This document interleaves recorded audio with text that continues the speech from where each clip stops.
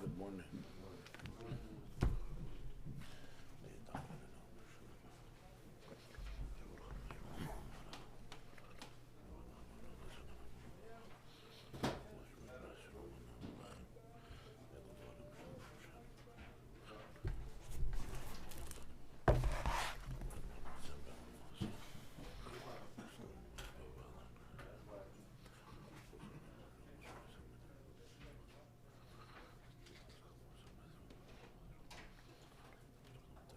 Thank you for the book.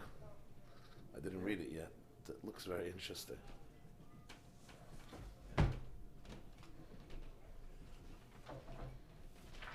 You have the actual book, or you just had a PDF of it?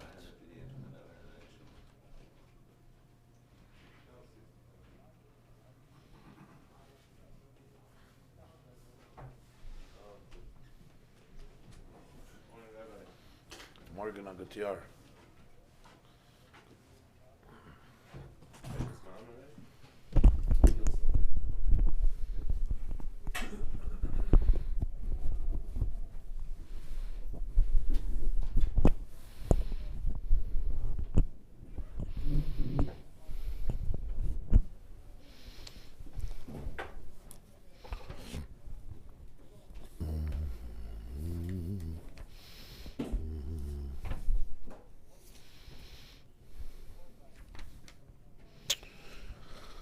Okay, good morning everybody. Looks like we could start. Look at the Torah, Daf Yud Beis, Amud Beis, Yud Beis column 2, Tzav. We're up to Seif Gimel, chapter 3 of this Maimer, Lahavin Mashakasav Bahagada Matzazu.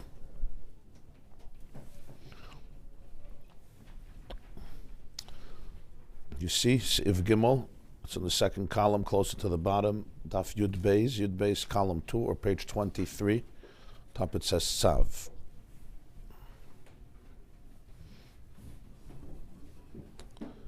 The first chapter, the Balatanya explored the questions on the passage of the Haggadah Matzah Zushan Oichlem Al Shumma, and some other questions connected to the matzah and chametz mitzvahs. From there he went on to explore the difference between Yom Tov and Shabbos. In chapter 2, went on to explore the difference between Kodesh and Mikra Kodesh, and the way how Mikra Kodesh is a calling and an outgrowth and a manifestation of Kodesh, of Chachma and Bina. And in Pesach, it comes out through the matzah. And in Sif Gibel he continues, he says, V'hinei nimtza, the summation is ki beis matzahs, that there are two dimensions of matzah. Matzah shel laila harishon chayva, or matzah shel kol yemei Pesach. There's the matzah of the first night, which was an obligation. And it was an obligation already when the Jews were in Egypt. It was an obligation before the Exodus happened.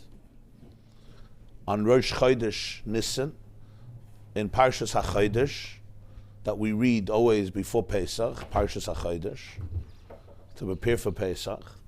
In Parshas Boy, Hashem tells Moshe, HaChodesh hazeh lachem Rosh Chodashim. This is the first month of the year, the beginning of the months of the year, which we call the month of Nisan. And speaking to him already 2 weeks before Pesach, he commanded him that on the 10th of Nisan, which means 5 days before the exodus of Egypt, Mishchu k'chulachem, every Jew, every Jewish family, every Jewish group should buy, should purchase, should obtain either a kid or a goat, or a sheep or a goat, for the Korban Pesach, with detailed instructions how to prepare it, where to sprinkle the blood on the doorpost of each home, when to eat it, how to eat it, exactly how it's to, the exact menu, matzah, maror, and this is all when? This is all in Egypt, the night before the Exodus. This was an obligation, a mitzvah min HaTorah, already in Egypt, to eat matzah the night of Pesach. That one night, the first night, chayva be'erev teichel matzahs. And that exists every single year, that obligation, just like it was the first year. That's one matzah. That's matzah shel laila harishon chayva. Then there's matzah shel kol yemei Pesach. Then there's the matzah that we eat the first day of Pesach, the second night, the third night, all the other days of Pesach, whether it's 7 days of Pesach in Eretz Yisrael, as it was originally, or 8 days of Pesach in Chutz La'aretz, like we do, those who are in Chutz La'aretz. But it's all the rest of the days of Pesach, outside of the first night. As Chazal say, the Gemara says that the first night of Pesach, it's chayva. Hakosov kavay chayva, it's an obligation. And the other days of Pesach, it's called reshus. It's called voluntary.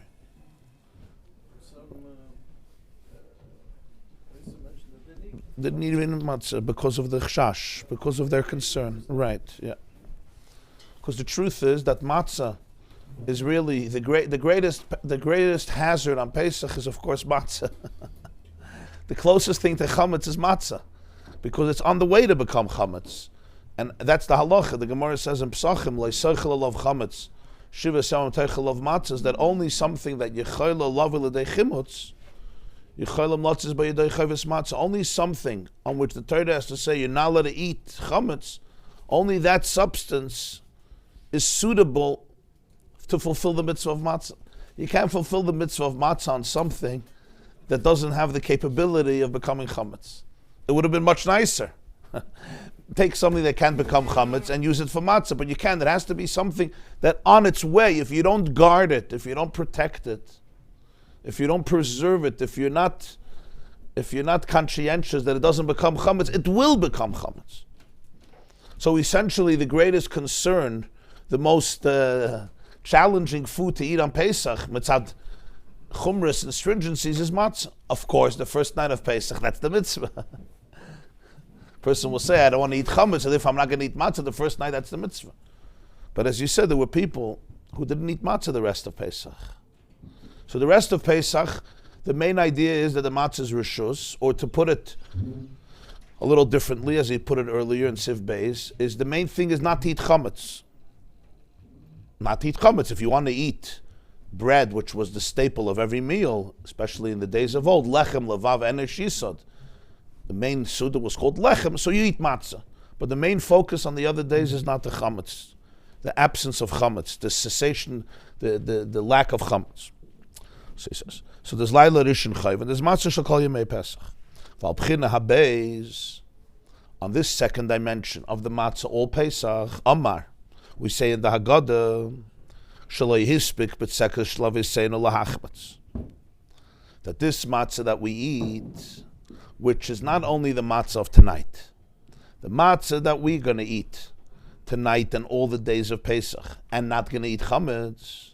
And remember, that didn't exist in Mitzrayim. In Mitzrayim, the Pesach Mitzrayim was noyeg only one day Isser. The Isser was only the first day of Pesach, that they're not allowed to have chametz and had to have matzah.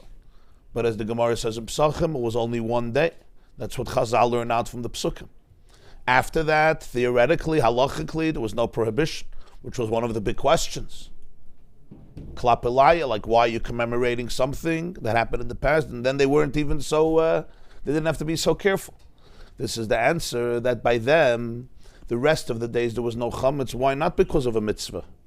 The first night there was a mitzvah not to have chametz and to eat matzah. But matzah zu shanu oichlim, the matzah that we're eating uniquely, that which we are adding, which is continuing for the next 6 days after the first night, throughout the whole Pesach, and the Isser of chametz, this is al shum shaloi hispik, because they, leaving Mitzrayim, didn't have a chance to ever bake chametz. So in reality, they left only with matzah, and that became their food by default because they didn't have anything else. Lo hispik. There was no opportunity. It just never happened. It can never materialize. What does this mean?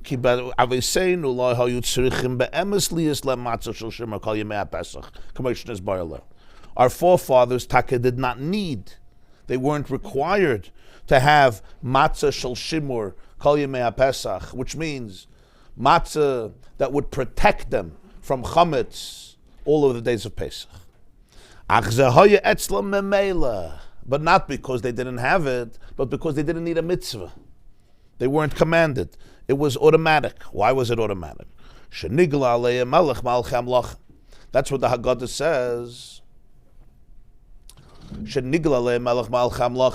The king, who was the king of kings, revealed himself to them, which is also difficult a little bit to understand in the passage. We say this matzah that we eat is because they didn't have time to allow their dough to leaven and become inflated and ferment. So Pasha Peshat is just a zeicher? Huh? Pasha Peshat, before we get into this, why do we eat the matzah? Because Pasha they didn't have, so we don't have? That's what that means? No, not al tzeicher. In other words, by them, they didn't need a mitzvah because it was lehispik. It couldn't happen. There was no chance for it to happen, which spiritually means the situation didn't allow itself. The circumstances didn't allow it to happen. It wasn't begetted of a mitzvah. They didn't need a commandment. But now we have a mitzvah because without the mitzvah it could happen. The chametz could be. He'll explain. It'll be clear. Why does the Haggadah bring in Nigel Alei Malach Malcham Lachem HaKadosh Baruch Hu?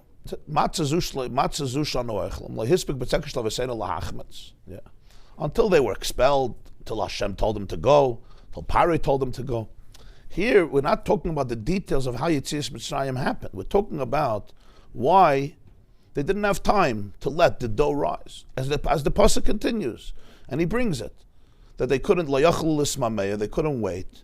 They were being expelled, and therefore they had to bake the dough fast. They couldn't just let the dough sit around on the counter and rise for hours, or those who make sourdough for days, because they had to leave. Why does the Haggadah feel the need now to get into the details? But that's really the whole point. The whole point is because there was Nigla Alei Melech Malcham Lachem HaKadosh Baruch Hu. There was a gilui of what we call Melech Malcham Lachem, a revelation of Melech Malcham Lachem HaKadosh Baruch Hu. Therefore, it's not just physically the dough couldn't rise. That's because of the time issue. Spiritually, the dough couldn't rise. Because of Nigla Alei Melech Malcham Lachem HaKadosh Baruch Hu, they couldn't become chametz. What's the Havana in this? Pirush.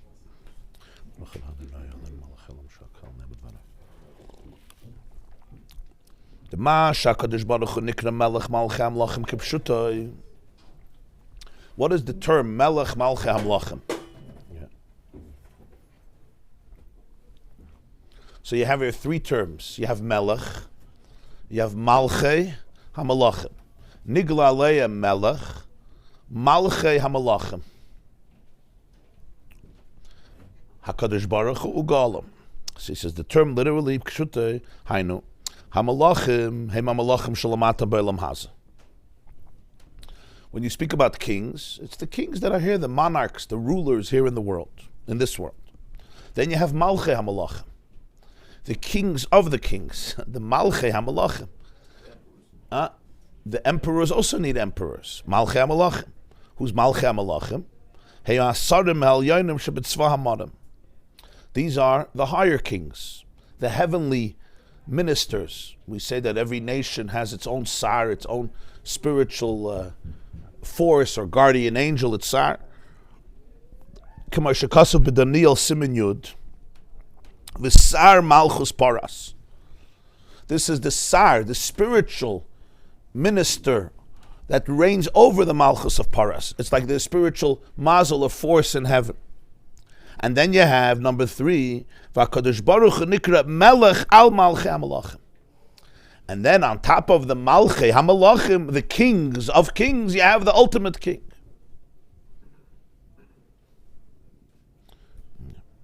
V'oid nikra melech malchei hamalachim b'bchinas malchusei v'hanagasei ha'olam b'sadei esesvidus. In addition to this, on a deeper level, melech malchei hamalachim represents his own malchus, how he runs the world, not only through spiritual and physical kings, but also on a deeper level through the 10 spheres, through the 10 characteristics, the 10 lights, through which Hashem created and sustains and rules the universe. So Melech, Malchei Hamalachim, it's not just this physical kings. You have the president, you have the presidents, and you have leaders, and you have rulers and governors, and ultimately emperors, monarchs, and kings. And then you have the Malchei Hamalachim, and then you have the Melech Malchei Hamalachim, the ultimate ruler. Like we say, the Tfilas of Yom Neirem, HaMamlech Malachim, V'loi HaMlucha. He's the ultimate Mamlech Malachim. But at a deeper level, Melech Malchei Hamalachim is all Hashem. It's all the way he runs the world through the different spheres. Hamalachim heim netzach is very interesting. Hamalachim heim netzach hod yesod. Malachim represents the operations that happen through the characteristics of netzach, hod, and yesod, nehi. Malchei, which is above it, represents chagas, chesed, gvura, teferes. Umelech malchei, hainu chachma bin adas, chabad. So Melech, Malchei Hamalachim is the Melech over the Malchei Hamalachim. Because in the spheres, just like in a person's soul, Chachma bin Adas is the Melech. Yeah. The word Melech, it's brought in Kabbalah's Rosh Tevis as an acronym, Moyach, Leiv, Kaved, Melech. Moyach is the mind, Leiv is the heart, and Kaved is the liver, the house of the blood. You also have the opposite, Kelev. The difference is, by Melech, it starts with Moyach, and it continues to Leiv, and then it goes to Kaved. But by Kelev, it's the opposite. It starts with Kaved, continues to Leiv, and then it goes to Beis. Doesn't even go to Mer, it goes what's called Bina, Kelev. It says in Ma'ir Kelev is Kulei Leiv. Kelev is Kulei Leiv. Yeah. What's the difference? A Melech, this doesn't begin with being a Melech over others. That's not how you start Malchus. Malchus is always with the hardest one to be a melech over, yourself. To be a melech over other people, no, you could think it's easy. To be a melech over yourself is a whole different experience. The reverse is Kalem. Kalem, yeah, Kalem, yeah.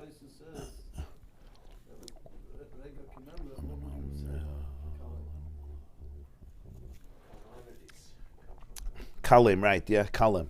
Bilam. Which means to eliminate, to from the word kiloyan, yeah. So, but it's 9th spirit. Where is the 10th one? Huh? Well, it's all through Malchus. Malchus is number 10. We're talking here about Malchus. So it's the way Malchus filters and facilitates. Chabad is the king, so to speak, the first melech. That's awareness, it's perception, it's understanding. The expression of Zohar is Mayach Shalit Alibe, Mayach Shalit Alev. The mind rules the heart. Mind rules the heart means that ultimately I always have the ability to be able to live according to my values, according to what I see and experience and appreciate and understand as the right thing, which translates into midas, which translates into behavior. Generally, the difference between Chabad, Chagas, Nehi, and this is an acronym, Chabad is Chachma bin Adas, Chagas is Chesed Gvura Tiferes, Nehi is Netzach Chod Yesod. Generally speaking, one has to do with awareness, one has to do with personal relevance, relevant to the world of emotion, and one has to do with implementation, Maisa. One has to do with inner awareness, that's in the brain, so to speak. Everything is in the brain, but it's manifested on a level of brain, mayach, the mind. Then there is the way it translates into chagas, which is midas, which is the personal relevance. It becomes an emotion. Emotion means it's relevant to me, it matters to me, it says something to me. Like when somebody's emotional about something, I feel it. And then there is now translating the emotion and implementing it. And some people get stuck in one place or the other. You know, some people have all the awareness in the world, but that's where it stays. It stays up there. It stays in the computer. Some people can translate it even to very powerful emotions, but it still remains in the world of emotion. And then there's translating it from Chabad and from Chagas into Nehi, which is Netzach Chod Yesod, which represents the facilitation, the implementation in the real world. Those are the three dimensions of Mayach, Lev, and Kavod also, Melech. The Mayach, the Lev, Kavod is like, represents the blood, the gut, yeah. When it speaks about Melech here, the term is any kind of leader, even a tyrant, a dictator, or it's a different category? Well, tyrants and dictators, you know, like in everything in life, they use the concept of Malchus, and distort it and manipulate it. I mean, like in so many areas of life, you know. Right? Yeah. As he says, you can use, misuse, and abuse. Yeah, all use. K'kayif b'fnei Adam. Yeah. The word Kalin, which is 740, is it the same as the word Kulam? Makali means like to exterminate them, to finish them off, to annihilate them. Yeah, annihilate. Kali. L'chalis me'al pnei ha'adama. Yeah. Oimdim aleinu l'chaliseinu. Talking about Pesach. Yeah. So he says as so Melech ki ba'olam ha'asiyah me'idim b'chinas netzach chod yesod. In the world of Asiyah, the primary manifestation are the spheres netzach chod yesod. That's why it's a world of Asiyah. Ba'olam hayitzira me'er chesed gvura tiferes. The world of Yitzir is a higher state of consciousness. Over there, the primary spheres that are articulated are Chesed Gvura Tiferes. U'ba'olam habriya bina. In Olam Habriya, the primary sphere that is articulated is spheres Habina. Ach ba'atzilus meir b'chinas Chachma. Atzilus, the primary sphere that's articulated is Chachma. In other words, the reason that we call them four different worlds is because each world manifests a different dimension of divinity, of divine energy, and that creates the consciousness of that world. Briya, which is considered much deeper than Asiyah, much deeper than Yitzir, is the place of Bina. Atzilus is the place of Chachma. That's why Atzilus is called, the word Atzilus comes from the word Eitzel. Etzloi v'samach, like something that's close to you, right? Nikra Etzli, yeah, that's one explanation. Etzli means that you stay right near me, very close to me. Or another source, etymology of the word Atzilus is Hashem tells Moshe in Parshas Ba'aloischa, right? Ve'atzalti min haruach asher alecha.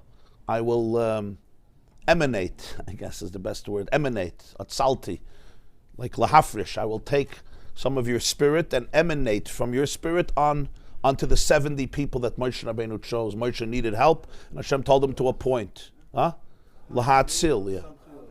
Lahatzil samchiyah, like to confer. Yeah. But, as Rashi puts it, it's madlik ner min. It's not like it's taken away from Moshe, like you light a candle from another candle. So Atzilus is the way, godliness, it's not creation. Bria is already a world of creation. Why is Atzilus not called creation? Because Atzilus is not a world of creation, it's etzloi v'samach. It's still the world of achdus, of oneness. The world of Atzilus, because it's chachma. Chachma, we explained, is bittul. Chachma is meichen da abba. So in Atzilus, there's no hergish, there's no feeling of separateness. It's complete oneness. Like in the world of chachma that we discussed, kayachma, where there's no even machshava that is teufus. It's not the eye that grasps, it's complete oneness. That's the primary sphere that's articulated in Atzilus. That's why it's Olam HaAtzilus. Olam HaBriya is the first world that we call the world of creation. What's Briya, creation? Creation means there's a creation, there's creator and creation. Not that in that world there's atheism. That world is a godly world, but it's a godly world the way it's experienced by a world. It's experienced in the world of Machshav, in the world of Bina, Lahanchil Oya Vayesh. That's why Olam HaBriya is associated with Gan Eden. Gan Eden Ha'elyon. Gan Eden HaTachna is associated with Yetzirah, because Gan Eden is Lahanchil Oya Vayesh. It's the Nahar Yoitze Me Eden. Eden is Atzilus, and the Nahar, it begins with Briya. Lahashkas Asagan, to give water to the Gan. So in the world of Asiya, you have the manifestation of Nehi. In the world of Yitzhak, you have the manifestation of Chagas, Chesed, Gvur, Teferes. In the world of Ri, you have the manifestation of Bina. And in the world of Atzilus, you have the manifestation generally of Sfiris HaChachma. Because in Chachma is experienced the light of infinity. Because, why? Why? Because in Tanya, in chapter 35, there's a footnote. So the Balatanya, it's from the few places that he quotes explicitly his teacher, the Maggid. He says, Kasha Shamati Mimoiri Alav Shalom. I heard from my teacher of blessed memory, meaning the Mezritcha Maggid, Reb Dov Ber, successor of the Baal Shem Tov.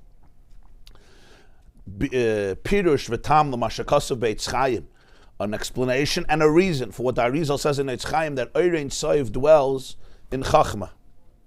That Orein Soif is manifested precisely in Chachma. The Arizal says in Eitz Chaim. So I heard from my teacher an explanation for this and a reason. But he says, V'hainus, he quotes the Maggid, he says as follows, Mishum she'ein soif hu echad ha'emes,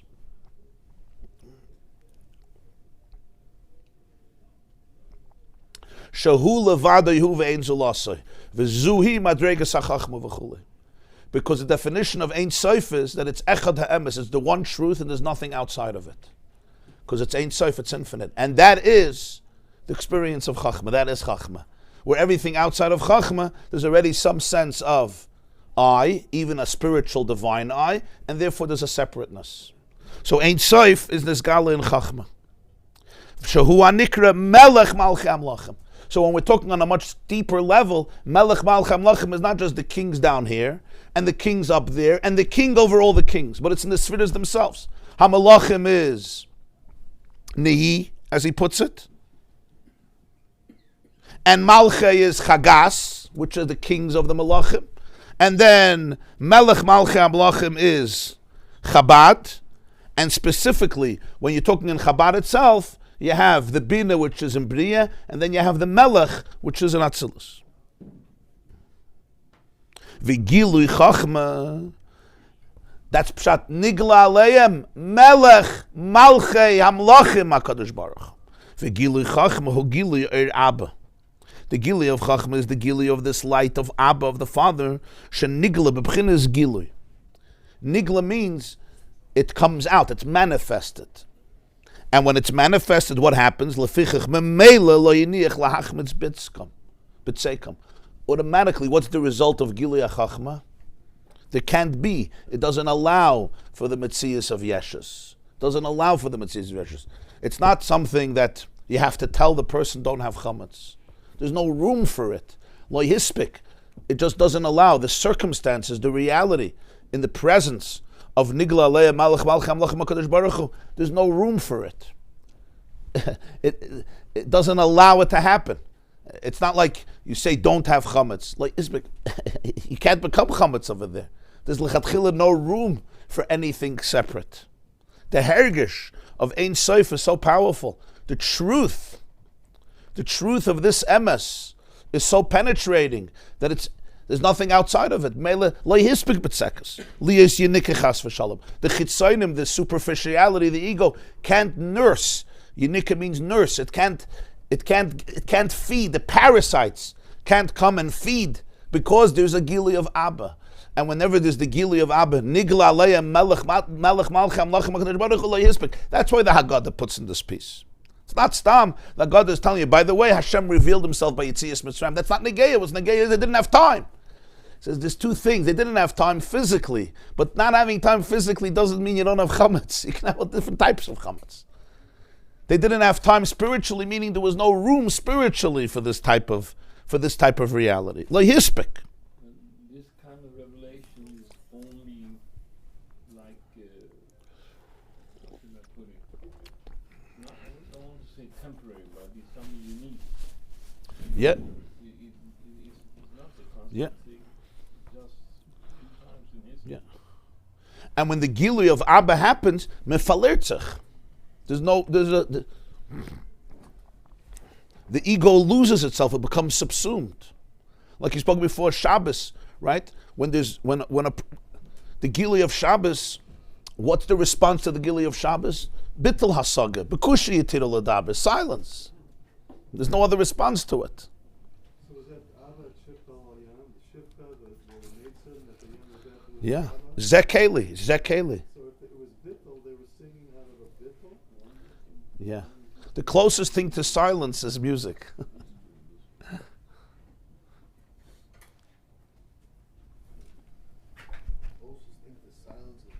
Yeah. Halah, the tshuka. Kol bali hashir yotzim b'shir v'nam shachim b'shir. K'may shekasav, as the pasuk says, Mishlei. Shlomo HaMelech, in his famous Proverbs, he says, Yireyes Hashem b'ni u'melech v'im shoynim al tisarov, Mishlei Chav Daled. My son, I want you to fear God and the king.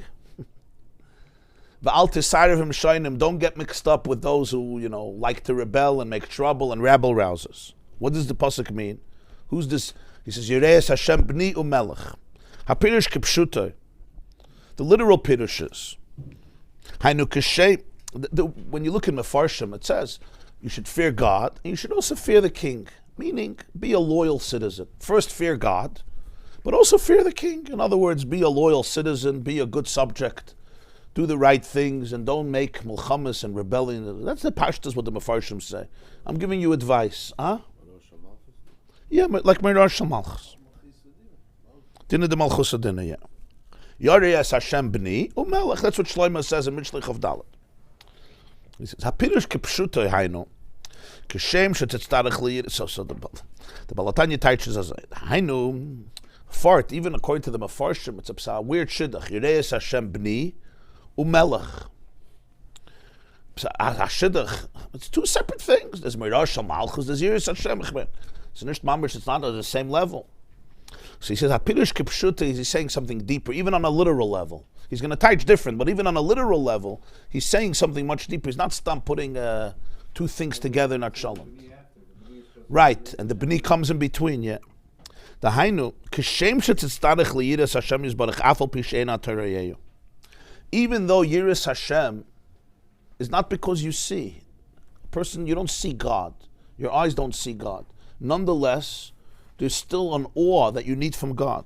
And that's the only way you could separate from an Aveda. Yiras Hashem means training yourself that Hashem is real, even if I can't see Him with my eyes. That's what Yiras Hashem means. I can't see Him with my eyes. The Gemara says in Brachas, where Rabbi Yochanan ben Zakkai was ill, before his passing, Brachas Daf Chav Ches, and his students were there, and they asked him for a blessing before he passed away, for a message. And what did he say? He said that your fear of God should be like your fear of people. So they were very disappointed with the blessing, like such a low level. And then Rabbi Yochanan ben Zakkai said, you know that when people sin, they always hope that there's no video camera. Lo yirani yadam. You hope that nobody was there to see you. If somebody was watching, you're not going to do it. So he says, halavai, that God should just be as real as people. Halavai, God should just be like another person, just like a video camera in the corner of the room. Not more, but not less. Just be like a person watching. So you say, but it's not a person watching. A person I could see. You're going to see me. You're going to tell others. You're going to know who I am. So we all know you don't do certain things when people are watching, right?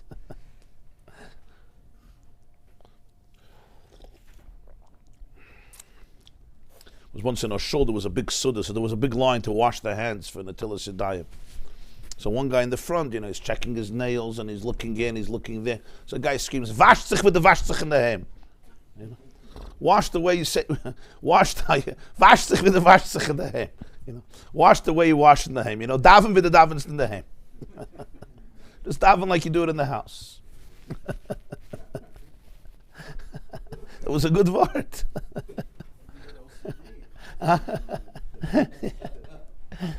The guy was getting impatient online. He says, "Wash sich with the wash sich in the hem." Don't start all your chumras here when people are watching. So the Nakud of Yiras Hashem is that a person has to understand that reality is not always what I see with my eyes. It used to be, people would say, if you don't see it with your eyes, it's not true. If I see it with my eyes, it's true. Show it to me, and I'll know it's true. The truth is, in our generation, to say this is almost a mockery of reality, because you could speak to any person who knows even the most basic level of science or chemistry or physics. I'm talking the literally most basic level, and they'll tell you that it's the exact opposite. The truest things about nature, nobody sees with their eyes. What you're seeing with your eyes is the most external level, and not what's making the big difference. My eyes, for example, don't see germs or bacteria, but they're pretty impactful. And my eyes don't see photons, and my eyes don't see molecules, my eyes don't see atoms, but they're the basics of everything. And my eyes never see cells either. My eyes don't see cells, and my eyes don't see amino acid, and my eyes certainly don't see genomes and DNA. But you'll ignore these types of things, and you're ignoring all of life. You're ignoring not part of life, you're ignoring all of life. My brain, I also don't see neurons. I see a nose, I see ears.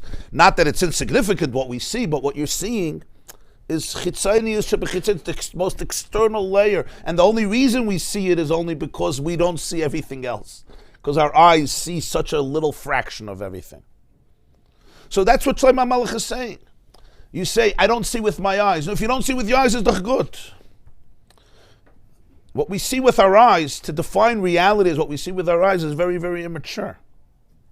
So he says, Im zetifish min avere, kachtet starich, shetisyare min hamelech, hamelech ba'aretz, v'tosim tzurasi noichach panecha, afal pishiyat re'eu, bazati notzel mechiyav misel amalchus.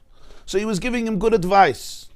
And he was saying, in an environment and in an area where kings had complete authority over your lives, he says, you may not see the king, but appreciate that he's the king, and therefore you'll be able to save yourself by appreciating his image in front of your face, and you won't do anything that will have you killed. Kein pirish bekada kemach erech yira. The Sefer Kada Kemach, I think it's from the Radak, Reb David Kimchi, the Radak, the commentator on Tanakh, is a Sefer Kad HaKemach. It's like on the words encyclopedia. So on the word Yira, that's what he teaches. V'yesh oid b'firish ha'posek. There's another deeper pirush. K'may Shabbir Razal, Yirei Hashem b'ni, not umelech, umeloich al yitzrecha. Fear God, and then you'll become a king. If you'll have Yiras Hashem, you'll be a king. You'll be a king over your own Yetzer Hara. You'll be a king. You'll be able to be a ruler. If you don't have Yiras Hashem, so then any mood or instinct you're in, you become a victim to. Now I'm lazy, I become lazy. Now I'm angry. Now I'm frustrated. I don't have an inner compass. When you have Yiras Hashem, you're a melech. You become a melech over yourself, over your lower instincts, over your undesirable instincts. If not, Who becomes the melech? Everybody has a melech. There's nobody in the world who doesn't have a king. We all, as the famous expression is, we all worship something. The question is what you worship. This person worships their trauma. This person worships their insecurity, and this person worships their fear. This person worships their addictions. They're not worshiping. What's with the mighty dollar? And some people worship the mighty dollar, and some people worship laziness.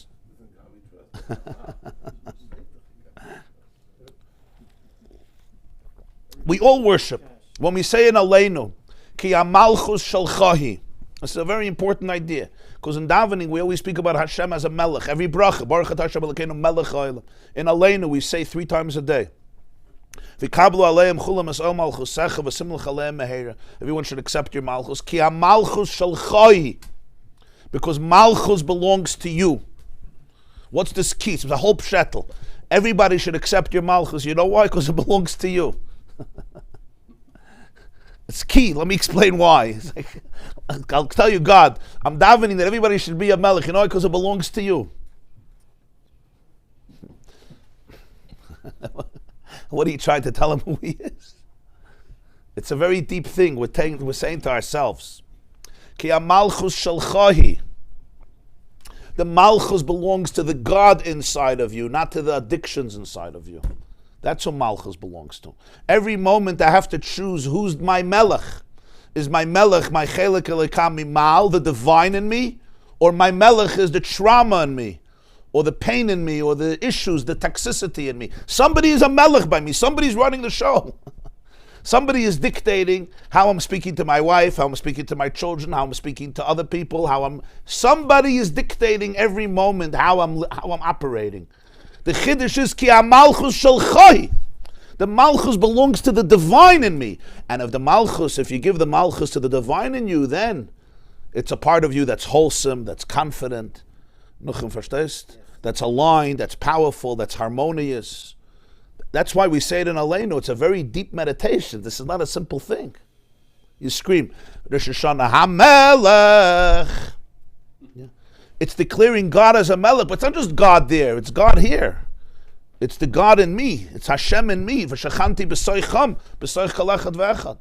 That's the malchus. Yireis Hashem b'ni u'maloich. Then you'll be able to be a melech. Instead of your Yetzer running the show,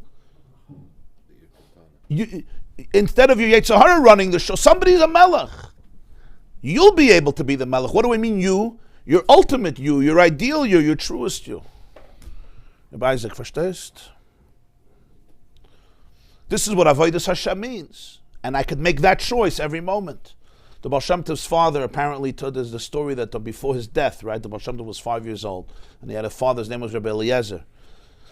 And he was about to leave him as an orphan, so he said, Yisraelik, 2 things I want to tell you. The first thing is, hab nicht meide von kein Sach und kein Mensch außer dem Eberste. Und hab lieb jede Yiden mit der ganze Leib und Herz und Neshama. Don't fear anybody or anything but Hashem, and love every Jew with all your heart and soul. And those 2 ideas that his father imparted to him moments before his passing became the 2 Amudei Ha'esh, the 2 fiery pillars that guided the Baal Shem Tov's life and teachings. The first statement is, you don't fear anybody or anything but Hashem.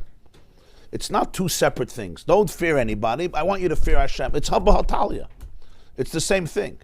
You got to fear somebody, if not, unless you're a crazy person. And then you fear other things. Mishagoyim also have pachad from different things. They have their own shadim that they're scared of. What do you mean you're not afraid? Of course, even the person who's worth so much money and is the boss, but there's somebody else that he also is jealous of or afraid of, is trying to impress or trying to get. So what he's saying is, but if you fear taka nobody but Hashem, then you taka don't have to fear anybody else. So Yirei Hashem was b'ni u'melech u'maloichal yitzchak u'shnei ha'pirushim emes. And both pirushim are true. V'hainu shaydei ha'yira ha'mitis me Hashem shel melech malchei ha'mlachim al yidei zo maloichal yitzchak shalei lehim mashach ha'chatayvas ha'gashmias machmas ha'yira v'ha'bitl. When a person will have a true yira from Hashem as melech malchei ha'mlachim, then you could taka become a melech on your yetzer, not to become addicted to cravings that will ultimately take you away from who you truly are because of this type of yiddah, this type of bittul. For this, you have to understand God is Melech Malchei Amlachim. What's that Melech Malchei Amlachim? Melech Malchei Amlachim means that everything that's going on in you, by giving into them, you're ultimately disconnecting from the ultimate truth, from the ultimate pnimius. Vayetzaharu hu achametz, Kamei Shekasav, the pasuk says in Tehillim, David HaMelech says, Palteni Elikai mikaf ma'avel v'chaymetz. Already in Tehillim we see the relationship between what he calls their chaymetz, which is a form of leaven, a form of something becoming off, and the Yetzirah. V'lachein ayidei shenigla le'em melech malchem lachem HaKadosh Baruch Hu az ha'memele lo hispik lahachmetz. So the moment there was a nigla le'em melech malchem lachem HaKadosh Baruch Hu, automatically there was no room for the chametz to happen. Lo hispik. They just didn't have, there was no opportunity for it. There was no potential for it. All chametz, even on the highest level, begins when Meichen the Abba is not present. When there's already Meichen the Ima, when there's a form of Yesh. So this is the beginning of distortion, which can lead to ultimate Yeshes, to ultimate Yetzirah. But when there's Nigla Aleim, the Melech of Malchei Amlachim, as he put it, Melech is on one level, Parshat Hashem. And as he touched it on a deeper level, Melech is Atzilus, which is Olam Atzilus, which is Chachma, which is the Melech of Malchei HaMalachim, which represent the other spheres. So when that was Nigla, Uga'alam, they were redeemed. What's pshat? They were redeemed. They were redeemed from any type of chametz that could take over. Aval etzleinu, but by us, nase chiyuv l'doiris, lias matzes ye'achel es shivas hayamim shem zayin hamidus. By us, there's an obligation that the matzes ye'achel es shivas hayamim, that the matzes have to feed the 7 days. Matzes should be eaten. As we said, explained earlier, explained yesterday, he should have said, you should eat matzah for 7 days. Matzahs toichelu b'shivas yamim, or shivas yamim. Matzahs ye'achel eis shivas hayamim. It also means the matzahs should be fed. Eis shivas hayamim, the 7 days should be fed by the matzah, meaning the 7 middas. Shebehem yesh shlita li'yetzahar. In the 7 middas, there is a shlita for the yetzahar. He could rule. This is also true Kabbalistically. The system, the process known as the breaking of the vessels happened in the 7 lowest spheres and the 7 middas. So you have to feed the Shivas Hayomim with a sense of matzah, with a sense of bittul, with a sense of Meichen da Abba. And that's the difference. The first night was an obligation then, and now, but then the obligation was enough because since you had Moshe and Aaron who represented Abba, and you had, as he put it, the Makifim of Abba, so therefore it continues. You had Nigla Aleim Malach Malcham Lachem HaKadosh Baruch Hu, so automatically there was no chametz, day 2, day 3, day 4, day 5. Didn't have to have a tzivui. Matzah Zusha Anu Oichlim, the matzah that we eat today is Al Shumma. It's because of the Chachma, because it was Lehispik.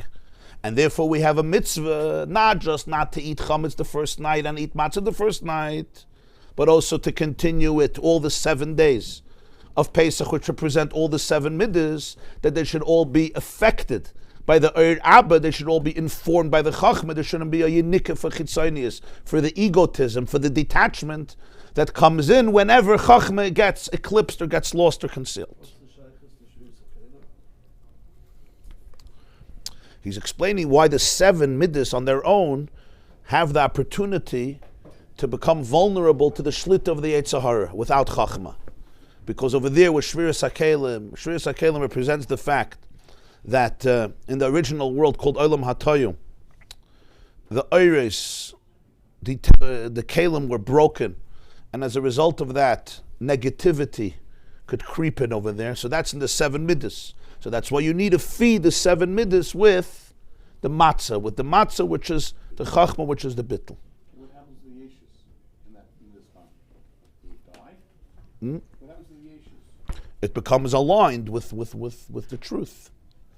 So it's still yeshus, but it becomes bittul. Yeah. Valbchina Rishayna Nemar.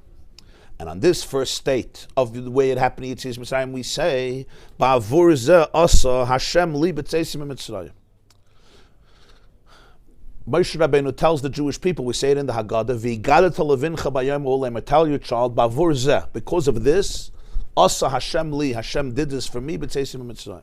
It's a cryptic pasuk to understand. What's Ba'avur zeh? In the Haggadah we teach, Ba'avur zeh, you have to point to the matzah and the maror. Right, that's why we know that we don't do the Seder on Rosh Chodesh, we don't do the Seder at Erev Pesach, we do it at night. Why? Talmud Loim Ba'avur zeh. Lo yamarti ela b'shah sheyesh matzah maror menachem l'fanachi. You got to point it Ba'avur zeh because of this. The matzah and the maror, God did this for me when I went out of Mitzrayim. All the great things He did for me was I should be able to eat the matzah in the morning, since the chiyuv to eat matzah and maror is only at night. So from here we know that you have to do the Seder at night. What's the meaning of the puzzle? Because of this, Hashem did for me when I came out of Egypt. It doesn't say what He did. It doesn't even say what this is. Ba'avur zeh, for this, which we explain, for the whole Seder to eat, matzah to eat, maror. So he says the pshat is, the words are very precise. Ba'avur zeh asa Hashem li, ba'avur zeh, as Chazal say, we say in the Haggadah, b'shah sheyesh matzah o maror, ba'avur zeh, because of this, when there's matzah. She'ba'avur hamshachas matzah, Ba'avur zeh, for this matzah, asa Hashem, asa havaya, hu gilui erd abba. Asa havaya, Hashem did, Yud Kei Vav Kei, represents, because of the matzah, there's a revelation of the erd of Chachma. Upirush, the meaning is, the hainu inyan asa havaya, the word is asa. Hainu mashanim shech gilui erd in seif baruch hu lamata mamash ba'olam ha'asiyah. The fact that Erd Ein Sof could come into the world of Asa, which is the world of Asiyah, the physical world of action, is only Ba'avur zeh. Ba'avur zeh, because of the matzah, Asa Hashem li.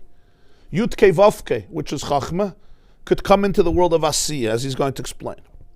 V'zeu Asa havaya li, shenimshach gili shem havaya b'asiyah hagashmus, ve'eich efshir sheyumshach gadol kol zeh kol kach lamata, sheyumshach li mamash. Li. He did this for me. What's li? Im shani b'asiyah hagashmus b'Mitzrayim. You know where I am? I am in the lowest place. I'm in Mitzrayim, in the physical Mitzrayim. Ze'i efshir. It's impossible. Rak ba'avur zeh. Only because there's zeh. What's zeh? The hainu ma sheyedei hamatzah nimshach moich in the abba. Because through matzah you have moich in the abba. Sha'achachma me'ayin timotzah. Chachma comes from ayin. Shehula mailam, sheila mailam is seder ishtalshlus, which is beyond the whole seder of ishtalshlus. Acher sham nemar kachashecha ka'ira. On that place we say like darkness, like light. V'hashav v'mashva katan v'gadol. And the greatest and the biggest, the smallest and the greatest are identical. L'chein yuchal liyos osa v'ayeli sheyum shecha'or li lamata b'asiyah hagashmes. So there's no such a thing. It can't happen to me because I'm so low. This is the summation of the whole inyan that we learned. The chiluk and avoida between moich and the imma and moich and the abba. In moich and the imma, there's a concept of you're lower and you reach a higher place. The chiddush of moich and the abba is kachashecha kaira. The highest light is like the lowest darkness, but that means that the lowest darkness is equally far from the highest light, but that means that it's not further away than anything else.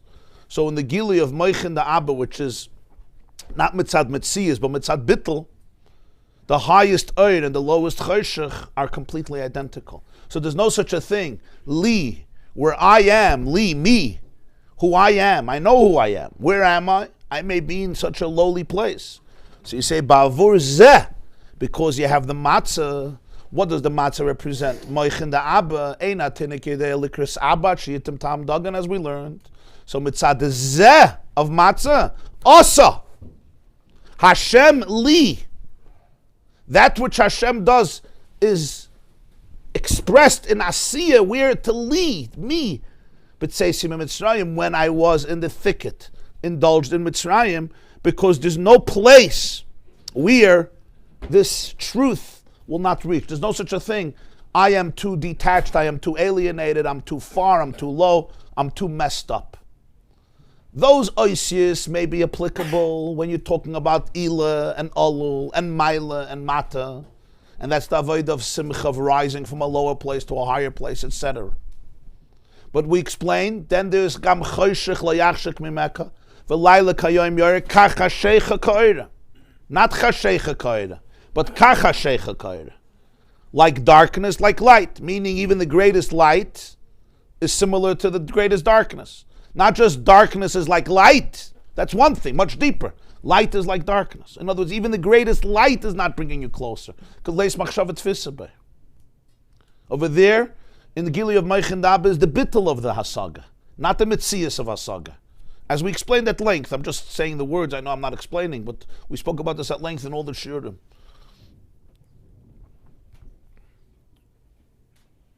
The deep hole, nothing matters. Ah, The black hole, yeah. nothing matters.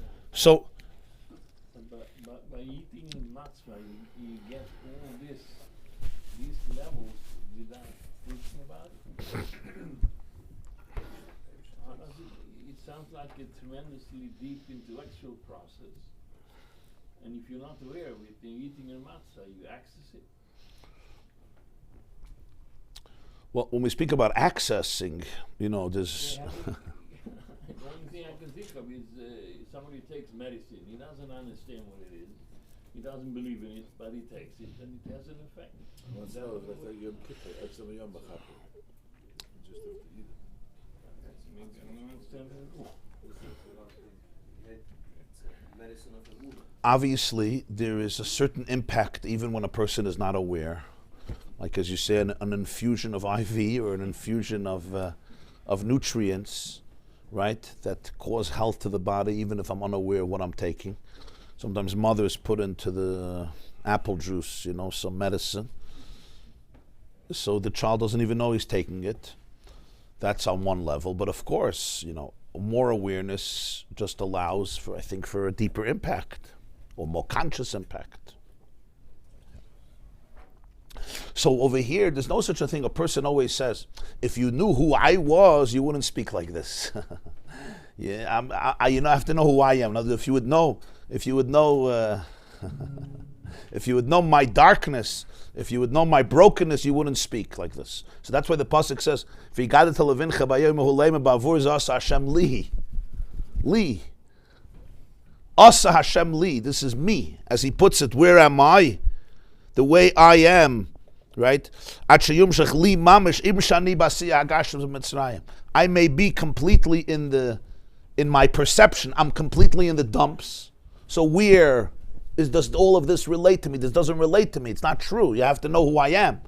This is very nice when somebody is a worked out person and a developed person and a healthy person and a happy person and all the good stuff. But you know who I am, and you may even know, I know what I did. The Gemara is an expression in Gemara, Itkar mai avdas be'urta. Remember what you did last night. Yeah? The end of Masechta Avodah Zarah. Remember what you did last night. You may not know what he did last night, what I did last night, but I do know.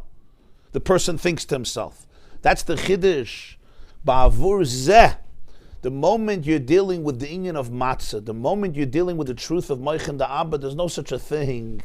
You're too low, you're too far, you're not shayach, you're disconnected, you're a mess, you messed up, you're dirty, you're filthy, you have too many toxins in you, your situation is completely beyond repair, you're outside of the pale of rescue. Ba'avur zeh, the moment you have Meichen Da'aba, asa, it will come in even to Asiya. And where li, the way I am there, not Asiya itself, I may be in the dumps of dumps in the abyss. How do you call it lechem oni as well? If it's such a great, tremendous infusion and represents this high level, it's also, is it because there's no distinction? That's why there's no person who's too poor for this bread. You say you're too poor for this bread. That's what's called lechem oni. Very good. You're never too poor. You're spiritually poor, not only talking about physically poor. There's physical poverty. That lechem oni, right? The Gemara says that's why we eat. We do a prusa. We do a broken piece of matzah.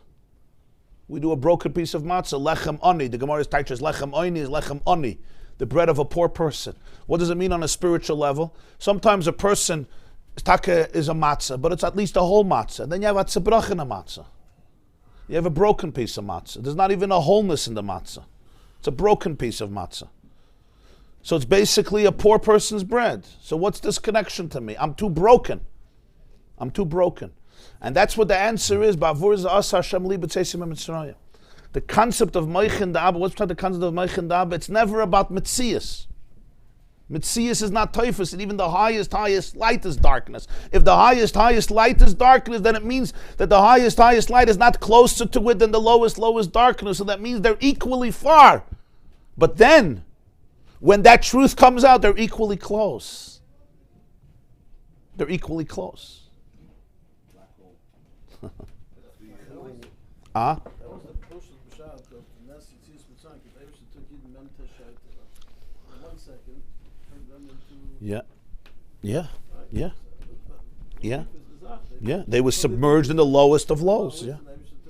Nigla Leia Melech Malchem Lachem HaKadosh Baruch Hu Golem. Since it was Melech Malchem Lachem, Nigla, so therefore you can't never put yourself outside of that place of redemption. You have the same concept by the Kiyah Shofar, where the broken kulos are sandwiched between the Shvarim and the Trua. the sandwich between the two tekiyas. So you have the broken matzah. Right. Yeah. Two whole matzahs. Yeah. Same concept. Yeah. V'inyin kihine ksiv, the pasuk says v'avarti beretz Mitzrayim. I will pass through Egypt. Right. V'avarti beretz Mitzrayim. What do we say? You remember in the Haggadah, the whole piece of V'avarti beretz Mitzrayim. Ani, I'm going to come in. I myself. V'avarti. Ani loy malach, not an angel. V'loy saraf, not a fiery angel. Chuli. Yeah. We go through a few things. We say Ani v'loy malach, Ani v'loy saraf, Ani v'loy shliach, Ani v'loy acher. Right? Ani who? It's me, myself, nobody else. So he says, what does this mean? Ani v'loy malach v'loy saraf, shehem b'chinas b'riya yitzir asiyah. The 3 levels, malach, saraf, shliach, represent again these 3 dimensions of b'riya yitzir asiyah. V'chein b'atzilus atzma yesh b'chinas b'riya yitzir asiyah. Each world you have in all of the world. So in Atzilus itself, you have the asiyah of Atzilus, the yitzir of Atzilus, the b'riya of Atzilus. Hamalchus nikra asiyah shabatzilus.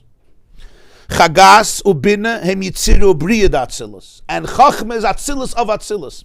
In other words, Klolus Apratus, you have the 4 worlds, but in each world you have all the 4 worlds. The Malchus of Atzilus is called the dimension of Asiyah in Atzilus. Chesed Gvura Tiferes of Atzilus is called the Yitzira in Atzilus. Bin of Atzilus is called the Bria the way it's in Atzilus. And Chachma of Atzilus is called Atzilus of Atzilus. In other words, Atzilus the way it is in Atzilus itself. So in Atzilus itself you have the levels of Malach and Saraf and Shliach. V'zel gam ken pirish, Ani v'loy Malach. Hamalchus nikra gam ken hamalach. El ani dafka. What's ani? Ani hu adei amshachas oir abba mekoir achachma shu atzilus shabatzilus. It's only ani, I'm going to come there. V'hainu, after the parentheses, lefi she'eretz Mitzrayim makom tumah. Egypt was a place of terrible impurity. V'hutzrich dafka liyas amshacha el yoyna shegam choshech lo yachshech. So only I could come in. I had to come in from a place where darkness will not block it. V'kachashecha koire, even deeper, like darkness, like light. V'hainu oir abba v'loyim, the light of Abba, not the light only of him. V'hainu kimashanim shechayde malach or shliach, that which comes through a malach or a shliach. Ime yeshakol memeni yisbarich. It's not a pshat that malachim have their own power. Everything is from Hashem. V'amalach urak shliach. In fact, the word malach means shliach. Malach means an emissary. Ukechoyim v'yishlach elav, right? V'yishlach Yaakov malachim. So Rashi teaches malachim mamish. The word malachim, though, you can interpret as messengers. A malach is a messenger. A shliach doesn't do his own thing. Kechaymer biyad hayoytzeru biyad yizbarach. Every malach, every shliach is just like chaymer. Chaymer is like the clay in the hand of the yoytzer, in the hand of the molder, of the potter, the one who takes the chaymer and he molds it. So yes, the chaymer is going to be molded in a particular way, and you're going to create a keli through the chaymer, but the chaymer is not deciding how to be, what to do, what not to do. It's biyad hayotzer. You're using the chaymer as a material, as an instrument. So Hashem uses all types of shluchim in the world constantly. Malachim, srafim, shluchim, etc. Ach im kol zeh, but there's a difference. Ha'er v'ashafa nimshach adei malach hashliach hu mimakas seder ha'ishtalshalos. But the light that comes through is the light that comes from what we call the source of Seder Ishtalshalos, the source of the evolutionary gradations of Ila v'Olul. Shemebchina zu nimshach haydei Ishtalshalos Ila v'Olul. This light comes through a manifestation, a degradation of an Ilah and an Olul and an Ilah and an Olul. That's why it goes through these manifestations. It has mediums through which it manifests itself. It has kalim, it has levushim that are suitable, higher ones, lower ones. When there comes a gili that's beyond hishtalshalus, beyond the yesh, the malach can't be a vessel for this. He doesn't have that. He's not suitable. That's why he says, Ani v'loi malach, ani v'loi saraf, ani v'loi shliach. And it goes deeper. Not Asiya, not Yitzira, not Bria. And not Asiya, Yitzira, Bria, not Atzilus. It's Atzilus itself, Chachma, meaning Gilui, Moichen, the Abba. Only that one could come into Mitzrayim. Varta any better, it's Mitzrayim.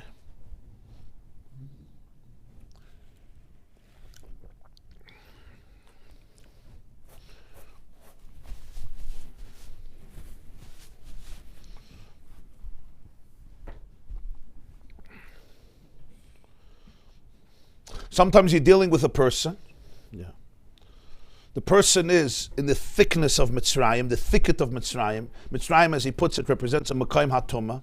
If anybody but Ani comes in, yeah, they won't be able to liberate that person.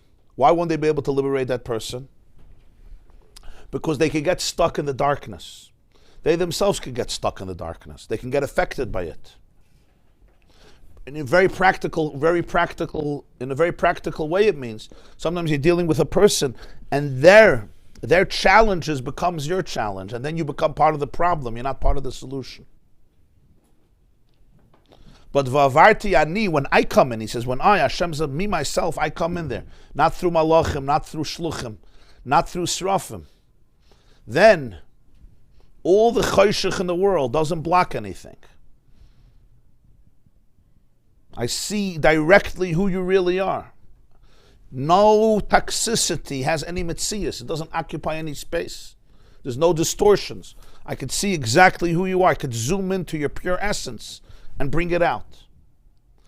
You'll say, but there's so much darkness. As gam choshech lo yachshik mimeka. From that space, when that comes out, no choshech could block it. No choshech becomes too thick, too dense that I can't reach through. And not only that, it's not like a compromise, I'm going down so low. When that comes out, even the highest is as the lowest. They're equally distant. And therefore they can equally become close. Because they can equally become close, so therefore, so that's what you're telling your child. That's what you're telling your child on this night. Even in later generations, when the yom is concealed, you're telling your child, and that's the matzah that we eat not only the first night, but also the continuous days is al shum ma, al shum shlei hispik b'tzekah shlavasena lahachbetz. Over there they didn't need a mitzvah. But we're eating this matzah shlei hispik. Because by them it was lohispik. How do we connect to that? By avoiding the chametz for the 7 days and eating the matzah for the 7 days. The most important thing is avoiding the chametz, which allows us to be able to connect the of Abba, the of Chachma, the Nigla Leah Malach Malcham Lachem HaKadosh Baruch Hu, to all of the 7 experiences, to all of the 7 middas of the person.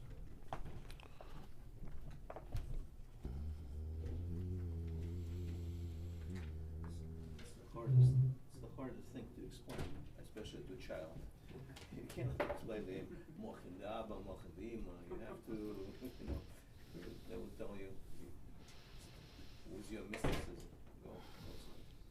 So, Bahur is there, it's very hard to explain it on the level of a child. I thought it's harder to explain to adults.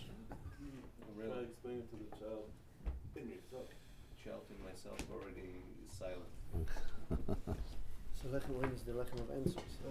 Lechem oini is the lechem of answers. The Gemara says oinin and also lechem ani. Yeah, it's a lechem of answers. It's also the lechem of ani. It's a lechem that even the poorest person. Anybody eats We're sitting here for months. Every Jew who eats matzah, Esther Lakus is eating Michla de Zoyas, as we learned before. Michla de Meimnus is the bread of Emunah. Everybody eats matzah. Yeah.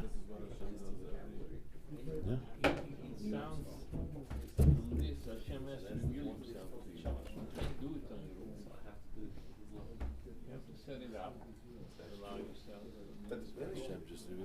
But that's why this is so important, because we go back to expectations versus reality, right? A person is sitting by the Seder, or sitting any night, but we're talking here about the Seder, Pesach. Yeah.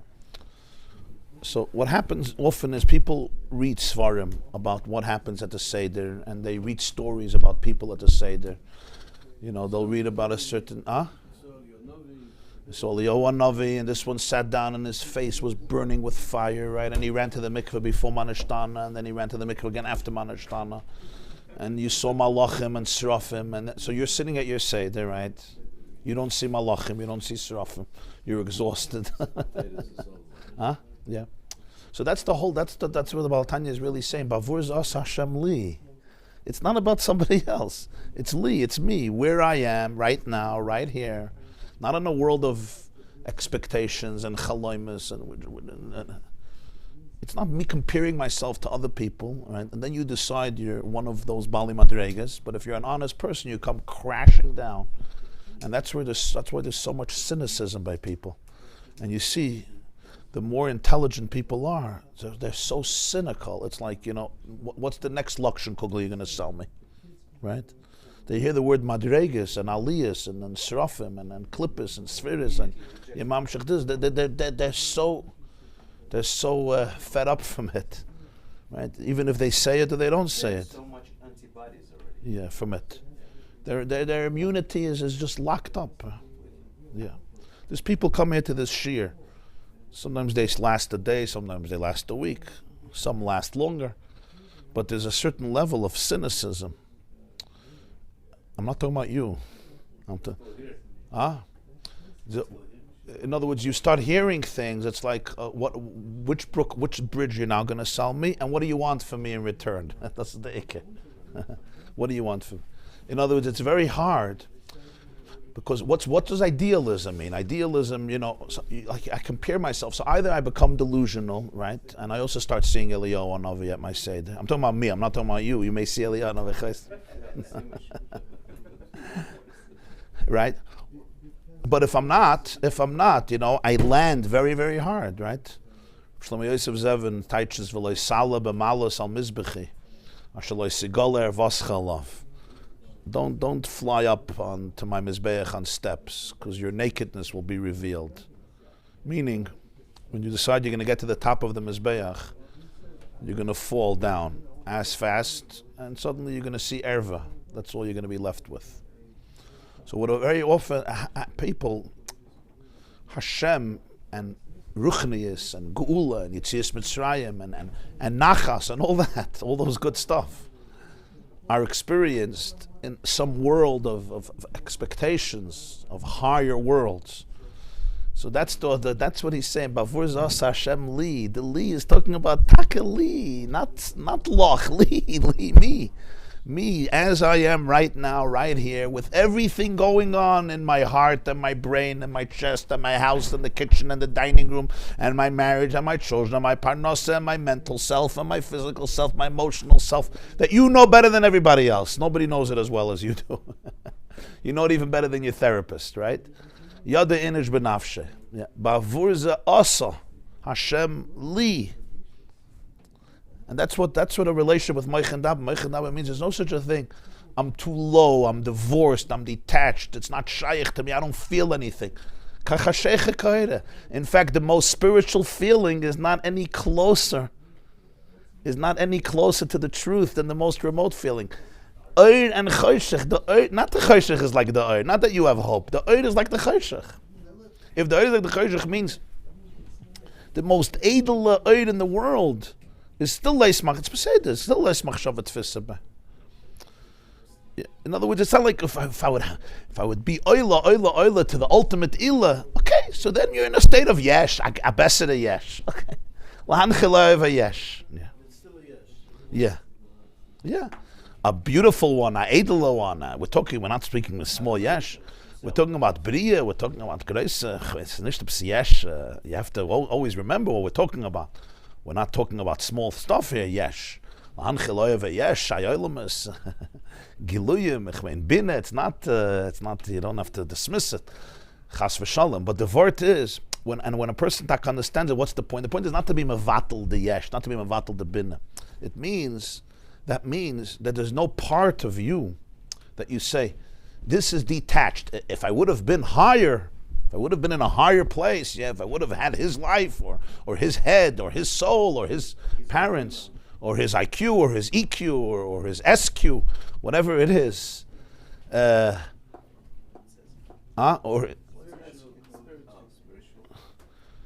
there's the IQ, there's the EQ, there's SQ, there's also PQ, there's PQ.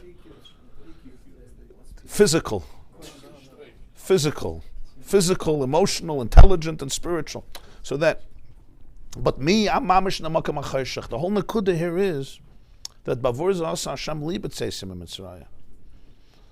That as you are completely, you're fully present. God is fully present with you. You can embrace the full truth, but it's not through the yesh. It's through the bittul. Isn't there a famous story when David of Hashem, the second night he overslept, and he had to go. The first night he had all the kavonas, the second night he overslept, right? And then he had to rush to the whole Seder, and he felt ready to brachen. I think it was huh? No. So I said with a shikr, huh? Yeah, with the shikr, he said the second Seder you're gonna sach better than the Asher Seder because it was to brachen. Question. Such a story. Yeah. What do you do with the kids? With Eliyahu Novi? You spoke about it by this way, don't you? That you shouldn't tell the kids lies and stuff. But when I was raised, you said, okay, you have to tell the kids they don't have a drink from the cuss. And what you do is you turn them around, you shake the table. But it's not honesty. What do you tell the kids? I'm asking. You don't shake the table. I'm asking, what do you tell them? The kids come home from school, they say, teacher said, I never comes at night and drinks because. What do you answer? I know my daughter's going to ask me to. She's going to ask me. I survived. Thank you. I asked a question. Because he told you to shake the table. But Machis L'Shavek, it's a real question. The boy went to sleep. Got from the Kims later. So 1 year he decided to hide. So the father puts him back in the bottle. He left all of it. Yeah, the rabbi said it. That's why I'm asking. But what do you tell your daughter? Or you say? I know the Maisa firsthand. It's not. I don't know it 10th hand. Oh, it's a real story. Oh my God. Here we go. Yeah. Rabbi, so what's the right answer to my daughter or my son when they ask me? Somebody sent it out, the story, so I wanted to know if it's true. So I did some. What happened was there was a fellow, and he said this recently. I think he said it last year. He lives in a very beautiful religious community not far from here, and he said that when he was a kid, his father would always say that Eliyahu Novi comes in the middle of the night after everybody goes to sleep, drinks up the whole cup, and cleans it out also, and puts it back in the cabinet, but everybody is asleep, and this was like an amazing thing. So one year he decided, I think he was 6 years old or 7, very little kid. He's going to stay up a whole night to watch it. Imagine the schus to see Eliyahu Novi. And he stayed up. And what does he see? He saw his father, after everybody went to sleep, his father went and took it and poured it back into the bottle and washed it off and put it actually in the china closet, which was in his bedroom where he slept. It was a closet, that's where he kept it. And he saw it all. And he said, and at that moment, that's what his father meant, huh? He said, and at that moment, it shattered his whole emunah. So that means Yitzias Mitzrayim is also his father invented, Kriyas Yamsov his father invented, Matan Torah his father invented. So what do we do with this? Right? And he said, and his father meant, he said, he knows that his father probably meant well. His father was trying to inspire the child with miracles. But the father was making a very big mistake. It's a mistake that some people make. It's a similar thing I told you about the moon once, you remember? There was a Yid. He was 9 years old. He was in a classroom in a particular community, also very prominent Jewish community, very religious. And they went on the moon. This is 50 years ago, mamish 50 years ago, August 1969. Neil Armstrong and Buzz Aldrin, they went on the moon, and they landed on the moon. And he asked his teacher in class, he was 9, that we say in the bracha of Kiddush Levana, Kishem shani roikid kenegdich ve'eni yachal en goyabach. I can't touch you. And here, not only did they touch the moon, they stood on the moon, they planted an American flag on the moon, they brought back souvenirs, earth from the moon, they took a picture on the moon. That's more than touching. They spent time on the moon. They landed on the moon. Not like the Israelis. Almost. The Israelis were listening to the Nusach of Kiddush Levana, so Eini Yachal and Gayabach. The spacecraft said, I can't touch. That's the Israelis, but the Americans landed on the moon. So what did his teacher say? His teacher said that it never happened. This was a conspiracy. And the teacher identified 2 groups who were part of the conspiracy. One was Goyim, and there was another group also.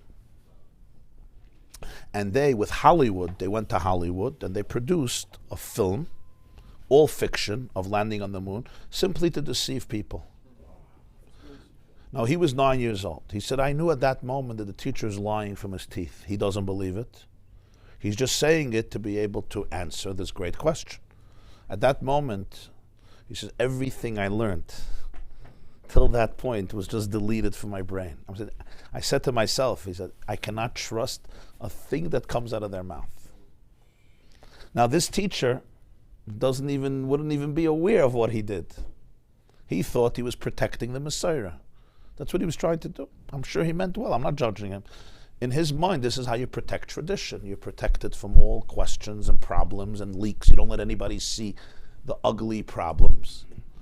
But what that means is that deep down, you don't believe Yiddishkeit is emes. And because you don't really believe it's emes, so therefore you always have to fabricate and cover up and always protect it. What are you protecting it from? Truth doesn't have to be protected. Falsehood has to be protected. If you have a company and the company is illegit, you have to protect it from any other eyes to watch it, to see it. But if it's legitimate, here, look at my books. Look, you want to look further? You want to look at the fine print? Look at the fine print. You want to take a microscope? Take a microscope. If it's true, I'm not afraid. And it doesn't mean I always have every answer. The teacher could have said, yeah, let's ask somebody. It's a good question. Let me think about it. What does this come from? It comes from a very, very deep fear or insecurity, or just not thinking, really not thinking. That's why I think that in chinuch, especially today, when kids are ahead of the game, you're never allowed to say anything that's not true 100%, even with the best intentions. This doesn't mean every child has to know everything that's going on everywhere, but to lie, never. To lie, not. Is there a makar for what, with the kosher aliyah, to tell the kids that, why is it called kosher aliyah? Understand? What do you see? What does it have to do? What is it? Is Hashem by the Seder? Yes. Hashem is by the Seder. Does Hashem drink from the cup? No. I drink from the cup for Hashem. So what's in of kosher aliyah? Maybe that's what we didn't learn. That's what's missing. okay, so we need a shear for kosher aliyah, but I don't see the benefit of telling children something that's not true. I don't see the benefit. Many years about it. So this year I mean, I was a kid. They always shook the table, but we all know it was like part of the, it was a part of the. Santa coming to the chimney. Yeah. Santa coming to the chimney comes from that. You don't have to, You don't have to open the door for him. Can't you just say nothing? Can't you just say nothing? Just if they ask, just No, because my daughter asked, for years I've been telling her that because that's what I was told to say. So this year I want to tell her, she's going to ask me again. She says, Daddy, I'm going to tell her the truth. This is, I thought until now I learned that it's not true. And that's it. Finish. We have to find out what it means that he drank from it. But it's Where not does it say that he what I drank told from her it? until now. I'm going to tell her the truth. Why do you have to say he drank from it? Why do we have to That's what invent I've been telling her. stories? So now I have to tell Oh. her, Mama, Why have you been telling this to her? I'm just wondering. Because that's what I was told. I mean, it's a legitimate question. You ask why do Baltashkis use wine? Yes, of course I Why do you put this for Leonavi? He's not coming anyway. So what do you do? Why you say to Leonavi? Say it's Zecher Tzitz Mitzrayim or whatever. Why Leonavi? Why you pour for him? You know why it's called Koshel Eliyahu? So the Vilna Gaon says, because there's a machlokes in Gemara, Reb Tarfon says you have to have a fifth cup. Yeah. So between the two opinions, we do a fifth cup and we don't drink it. So the Vilna Gaon says, and since all the questions that are not resolved, Eliyahu Hanavi is going to answer. That's why it's called Koshel Eliyahu. The cup that Eliyahu Hanavi will answer. I'm saying that's just one explanation why it's called Koshel Eliyahu. That's what the Vilna Gaon writes. So why do you open the door? Okay, then there's something else. That's one nekuda. Another nekuda is another explanation. This is Pashat Alpi, very pshat. Yeah. A Litvish pshat, a Vilna Gaon's pshat. It's a good pshat. And then there's the concept of I'll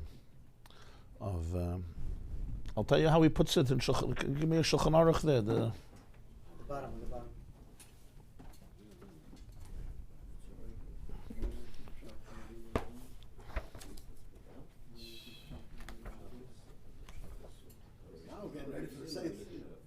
Listen, when you're told as a kid that if you put on a light on Shabbos, you don't wake up the next morning, it's the same, and then you wake up, what happens? Everything goes to the garbage as well, subconsciously. No, the first time you think that God forgot. Right, or forget. If somebody asks you a question and you say, I don't know, there is no negative. I'm not talking about, something that I've been told for years. I've been telling. Now the answer. Because people understand Gashmi, everything's Begashmi, that's the problem. It's actually You open up the door for Leonov, he's not in No, the you're answering body. what question? There was a couple of questions. Leonov opens the door, and then he's not in the body, he could be in the same place, in many different places at the same time. That is correct. He goes into the body, then he has to be in one place. No, That's what that it is says correct, in but so the what, we open the door and then he comes in and drinks? That's what I'm saying. So it's- Spiritually, could be, because there's nothing missing over there. Could be spiritually he drinks, so you don't have to have anything missing. There's an inya, you have to learn what it means. You would know about it. That's how we say taike. If I was with taike, How do you know? why don't we say taike? Open the door, you ask for things. Why don't we say Moshe Rabbeinu? Moshe Rabbeinu does not. I think Moshe Rabbeinu. Why are you asking Eliyahu? You know, when You you know open why? the door, you ask for Because things. Eliyahu says Moshe Olalamudam. Eliyahu comes to every business. He hangs out locally. Who's going to answer your questions? Not somebody that's far away. Somebody that was hanging out with the people. And it's a time when you open the door, you ask for Tosis says Eliyahu, you Moshe ask for Aaron, brothers. Oh, I need therapy now. So many things came up with this. What was told and it's not true. I'm sorry. Not true, No, because it's that's okay. for good, no, because it's just everybody has to make it, they make it Kashmiris, they make it like, oh, who drinks the wine, it's spiritual, you don't have to have wine missing. Spiritually, it's a tremendous thing, you put Kashmiris, they get wine there, I don't know if you drink it, whatever it means, you gotta look to find out, I'm sure there's things that I have to start looking up. The most important thing is that when we say Eliyahu Hanavi comes, yeah, the Chachamim, yeah, about a fifth cup. Do we have a fifth cup or not? So the Vilna Gaon says because it wasn't resolved, so we just put the cup. We don't drink it, we put it. So he says, since Eliyahu Hanavi is going to resolve all the questions, Teku, Tishbi Ataret, so therefore it's called Question Shel Eliyahu. The cup that Eliyahu Hanavi is going to resolve. Shulchan Aruch, I have one answer. in Psachim, in Arvi Psachim, I could show you. That's an answer. Huh? That's what he says. The Vilna Gaon says this. I saw it by him. He doesn't drink it, he resolves it. He will resolve it. Dissolves it, huh? Dissolves it. In Shulchan Aruch Harav, the Balatanya, Hilchas Pesach Siman Tov Pei, he says we open the door in order to remember that it's a Leil Shimurim, it's a night of protection.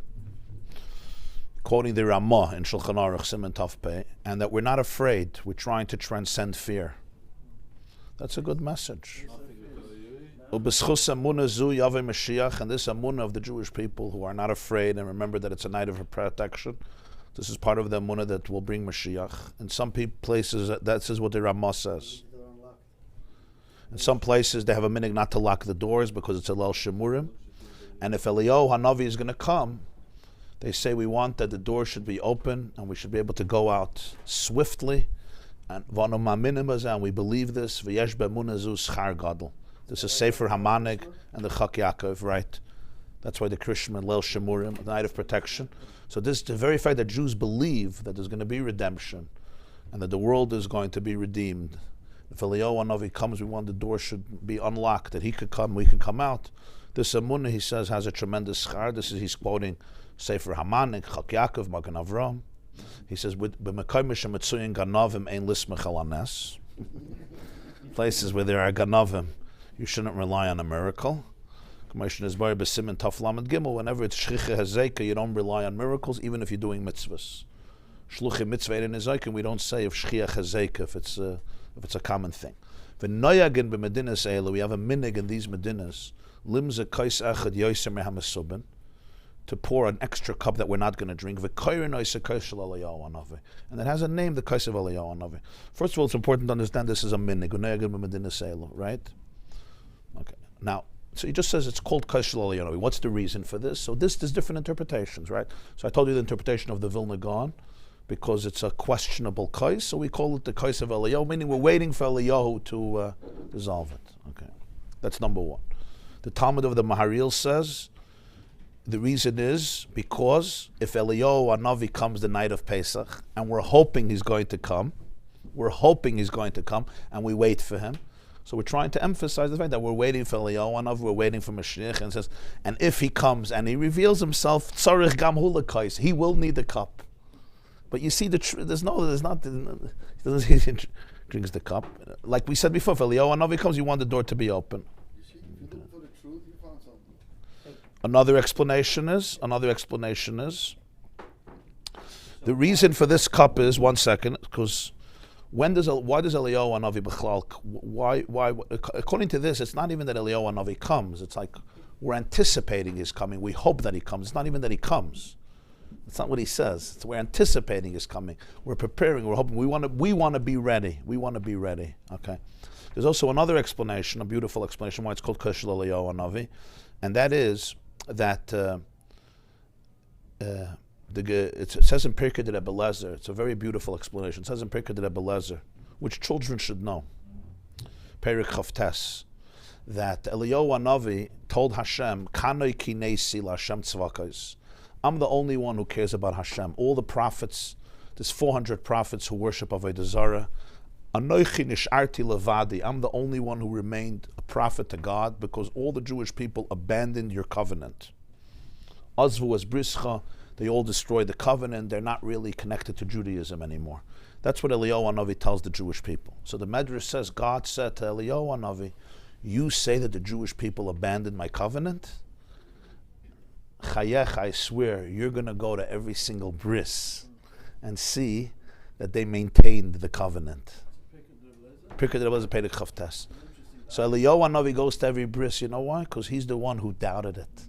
He's the one who said the Jews are not real anymore. So God's, it says in Tanakh, in Malachim, it says clearly, they abandoned your bris, they're not interested. So Hashem says, you go to every single bris so you could testify the truth. Okay, in other words, that's why he's going to every bris. The halacha by Karban Pesach is, right, that v'chol ara lo yochal boy. Somebody who doesn't have a bris can't eat the Karban Pesach. So whoever is eating the Karban Pesach had a bris. Okay. The night of Yetzias Mitzrayim, the Jews had a bris to be able to eat the Karban Pesach. So Eliyahu Hanavi is there. So by every Seder, Eliyahu Hanavi is there because of the bris. In other words, to testify who the Jewish people are. So that's another explanation. The connection of Eliyahu Hanavi. I would just add, just to give it a little more hamtaka, that when we speak about Eliyahu Hanavi, what are we talking about? We learned here about Malachim, Serafim. So he says, what's Malachim and Serafim? Yeah? Nihi, Chagas, Chabad, Shluchim, Svidis. When we speak about Malachim, we imagine Eliyahu Hanavi, some creature, like they have the song, the flying Lakshan Kugel eater, who flies through the window and sips the cup and flies out. A malach is the pshat, a spiritual dimension that exists in the world. Malach means a shliach. A shliach doesn't necessarily, we define it always in very concrete terms. It's an energy, it's a divine energy that's in the world. As you say, a mitzvah creates a malach. What do you mean a mitzvah creates a malach? To somebody with wings that flies around my head when I do a mitzvah? A mitzvah creates a malach means everything we do creates energy. Those energies are angels. That's what an angel means. Angel doesn't mean you have, white wings and red wings and blue wings. These are all metaphors. Ruchnis, there's no wings. Yeah, we always have to. We have to be sensitive to what we're talking about. When we give Mishalim are just here to help people understand the Nimshal, not to bring everything down to the lowest levels. So you speak about Eliyahu and Navi also.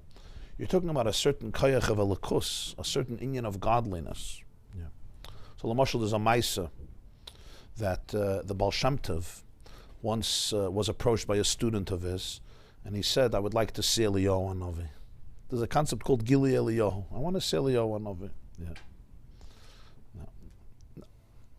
So the Baal Shem Tov said, what do you need it for? He said he really wants to see. And he begged and pleaded and pleaded.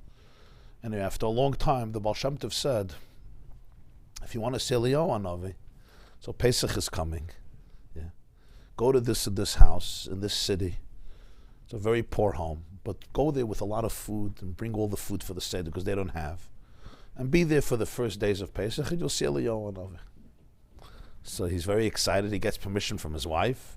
Once in a lifetime, he's actually going to see Eliyahu and Navi, and he fills up his wagon with a lot of food and meat and chicken and fish and fruit, vegetables, all the good things, and matzah, wine, the best of the best.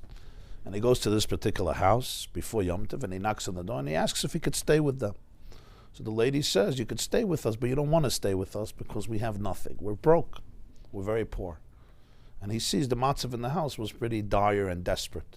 Windows were broken. The ceiling was caved in. There were no beds. They would sleep on straw. It was a house filled with kids without a piece of bread or a piece of matzah. So he said, don't worry, I have food. Tell the kids to come out and take in the food. Children never saw so much food in their life. A simcha and shtetl. They were so happy. They're bringing all the food into the house. And he's there for the first 2 nights of Pesach. And they're fine people, simple Jews, God-fearing Jews. But Eliyahu Hanavi, he didn't see. He waited and waited. He thought, no, Shvay Eliyahu, Hallel, benching, Lashon Haba. There's no Eliyahu the first night, the second night. And he was very hurt, Well, Shem Tov told this to him. It was like he felt, as we would say in English, duped. He really felt duped, deceived, yeah. Like Koshel Eliyahu, yeah. His mama's deceived. He went with a Mesiras Nefesh and a sacrifice. So after Yom Tov, he went to the Baal Shem Tov. And he came in and he said, fine Jews, wonderful Jews, but there was no Eliyahu Hanavi there. So the Baal Shem Tov told them, I want you to go back to the house, but this time don't go in, stay outside. Stay outside of the house. So he was very perplexed. Was jetzt? He goes back, and he's standing outside of the house, and he's standing. The Baal Shem Tov said, so he does what his Achos does what his Rebbe says. So he's, especially the Baal Shem Tov, so he's standing outside.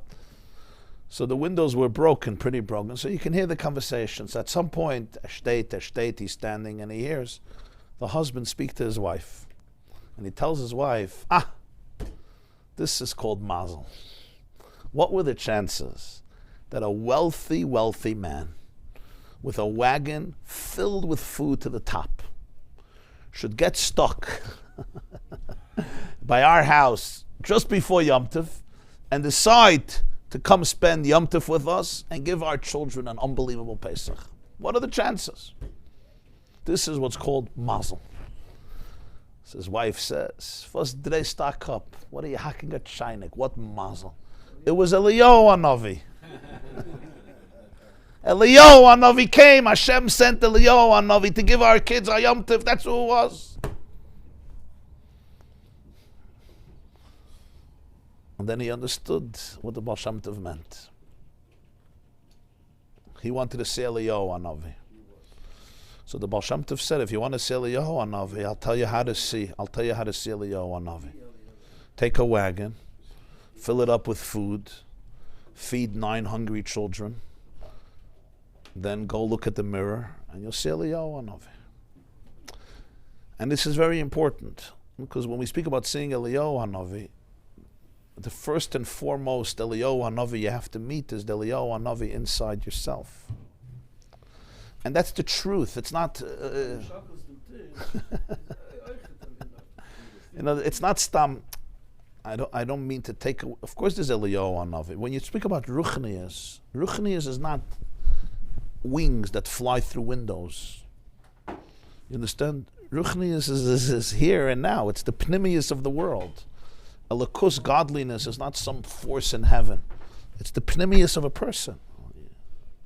Gili Eliyahu means his galus of a certain inyan in your own neshama. There's the pchin of Eliyahu in your own neshama. That's what a malach is. That's what godliness means. That's what he's saying. Melech, malche, amlachim, malach, shliach, sarav. That's what we learned today. What does it mean practically? Malach. Yeah, he says malach is nehi and sarav is chagas and shliach is chabad. Ani is chachma. What's chabad? Chabad, chagas, these are parts of you, parts of me. And also beyond us, of course. I don't mean Eliyahu Hanavi is only inside of me, but I'm saying that's the essence of Eliyahu Hanavi. Gilui Eliyahu means a certain gilui of yourself. So you say Eliyahu Hanavi comes to the Seder, you say, you want to see Eliyahu Hanavi by the Seder, you be Eliyahu Hanavi. You're empowered to find Eliyahu in you. That's Gilui Eliyahu. So I could look in the mirror and see the devil. I could look in the mirror and see Eliyahu Hanavi. Which one is true? The answer is they're both true. If I take a wagon, I fill it up with food and I feed 9 children, I'll look in the mirror, I'll see Eliyahu Hanavi.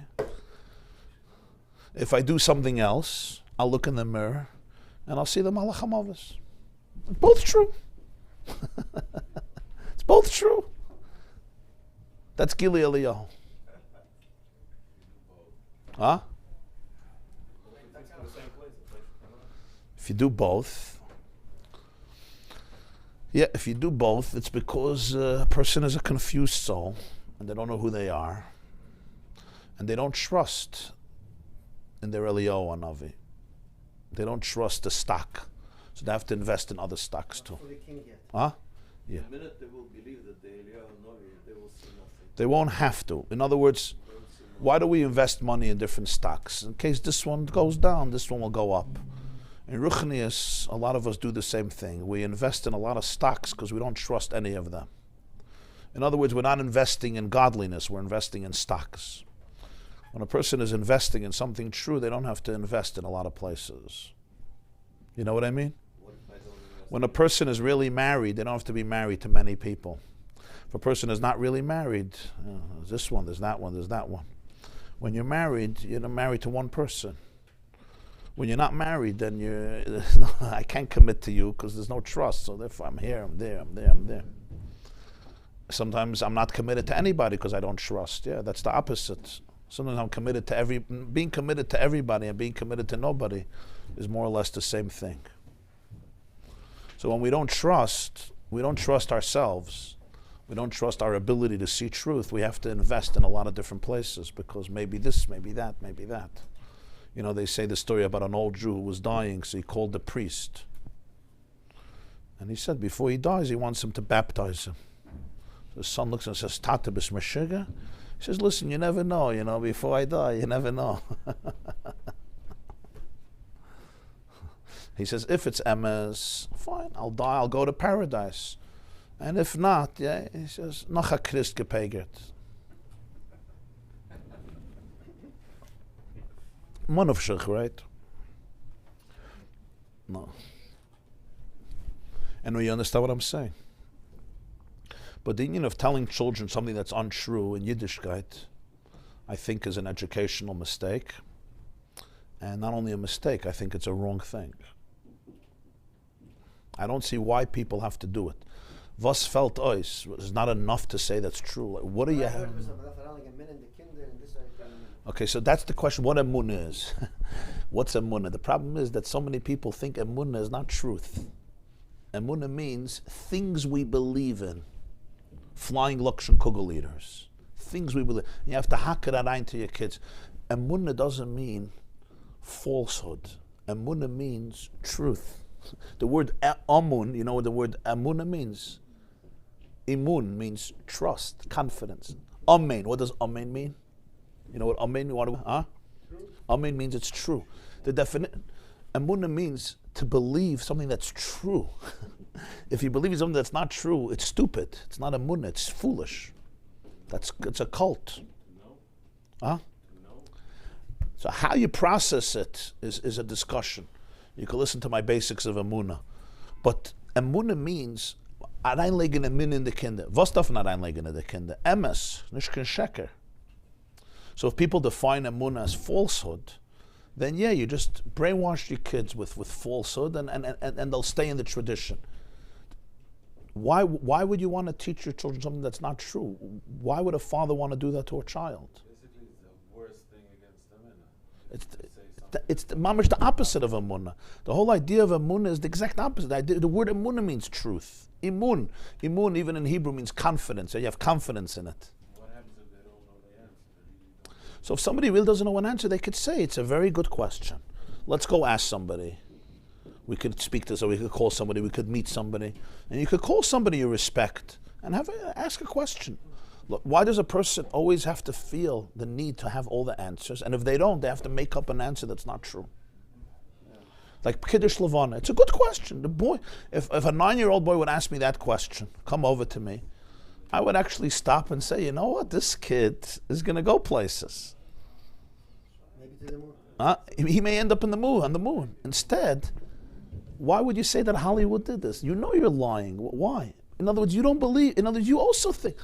It's even worse because this teacher also believes that the Chazal made a mistake. Because he knows that they went onto the moon. He's just lying to himself. And he's selling a Yiddishkeit that he doesn't believe in. So basically, he's selling to his children a dream that he doesn't really believe in because he just wants the company has to continue. The Ponzi scheme of Bernie Madoff got to go to the next generation. Why are you doing that? Because you yourself don't really believe it. You just feel it's all, you were sold a boat, now it's your time to sell the boat to the next generation. That's what it is. But when the Titanic is going to hit the iceberg, it's going to sink. It's going to sink because there's nothing to the boat. It's a beautiful boat. The moment it hits an iceberg, so to speak, metaphorically, there's no boat anymore. It goes underwater. Because the whole basis was just shkarim. Now, I'm not even judging this person. He probably wasn't thinking much. He was just programmed, He was programmed. What's wrong with saying it's a good question?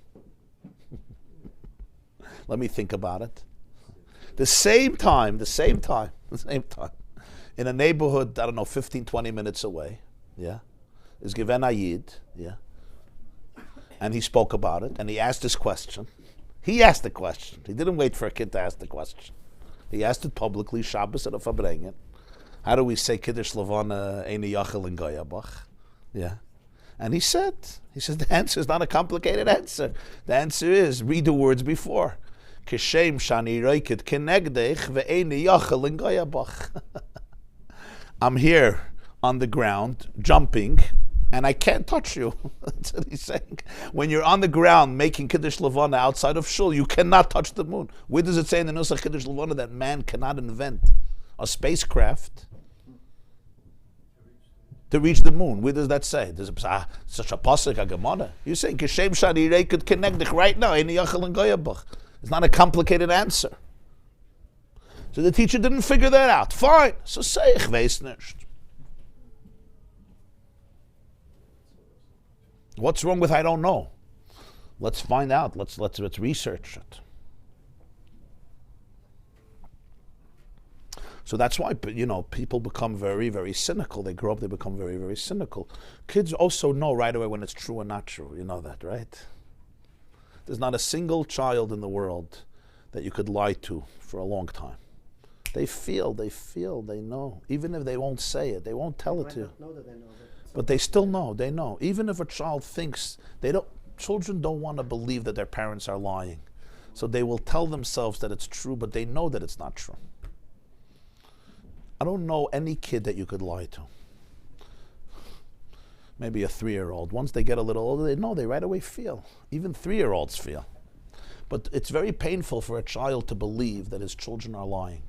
So his parents, the child will repress what he knows is a lie. So the lie detectors.